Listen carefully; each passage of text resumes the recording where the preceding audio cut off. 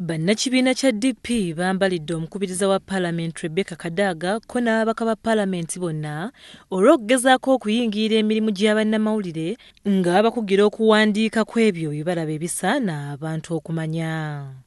Okusinziira ku Ssekama wa DP Kenneth Kakande, bannamawulire baddembe okutegeeza eggwanga nga beesigama ku mateeka n'ebiragiro ebibafuga wabula si kulemesebwa bannakigwanyizi abatayagala kwogerwako. Paalamenti omulimu gwayo gwekola gwina okuba nga guli mu lujjudde nga bannayuganda bamanyi ekigenda mu maaso, naye abatutuusaako ekigenda mu maaso mu Paalamenti be bannamawulire.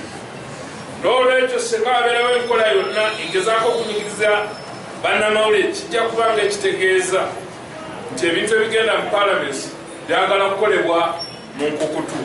Kakande ayongeddeko nti wano mu ggwanga abantu baddembe okuwuliriza ebyogerwako bannamawulire wabula buvunaanyizibwa bwa buli muntu ssekinnoomu okweyawuliramu ebimugasa.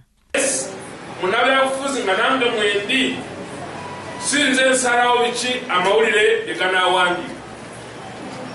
Era mu nsi erimu demokulasiya nga Uganda, bannamawulire bawandiika ebyo bye bawandiise gwe n'olondamu by'oyagala okozesa n'oleka ebyo ebitakusanyusiza.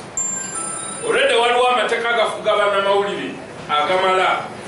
Tetulowooza nti no okunyigirizibwa okuva mu Paalamenti kwetagisa ku ssaawa eno. Era twewunyiza nnyo kubanga abantu bali mu kweraliikirira ku nkola ya Paalamenti yaffe eyakatandika, naye ate mu kifo ky'okulongoosa erinnya lyabwe ate bavuddewo olutalo eri bannamawulire. Wano tulowooza nti Paalamenti yaffe ebya bannamawulire bireke, naye tule wansi emanye biki bannayuganda bye basinga okwetaaga essaawa eno.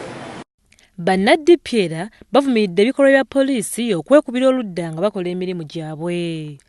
Kino kiddiridde ekikolwa kya poliisi okukwata banna-DP abaali bagenda ku Paalamenti ate mu ddakiika y'emu ne baleka banna NRM okutambula butereevu okutuukira ddala mu Paalamenti awatali eyabakuba ku mukono. Ono agamba nti poliisi ekkirizaawo bokka abawagira ekibiina kya NRM ekiri mu buyinza okutuusa endowooza zaabwe ate n'essa emisanvu eri abo abawakanya gavumenti kyagamba nti kikyamu. Enkulu etwewunyisiza ng'ekibiina nti n'abavubuka ba muvumenti mu ngeri y'emu nabo baasika ne bagenda mu Paalamenti ne batwalayo ekiwandiiko kyabwe nga bagamba pulezidenti yadde ng'emyaka gimuwubidde akatambaala bamuleke afuge oba oliawo bamwalulire ku kaliba.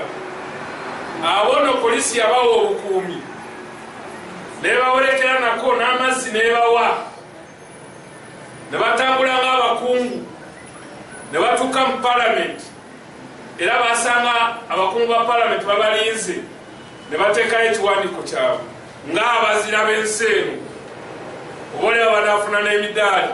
Wabula wadde ababaka amagezi ga bwereere okukola ku nsonga eziruma abantu bave mu kweyagaliza. Agambye nti n'ebikolwa eby'abantu okukozesa embizzi okulaga obutali bumativu kiva mu butatuukiriza bye beetaaga. Naye tule wansi emanye biki bannayuganda bye basinga okwetaaga essaawa eno.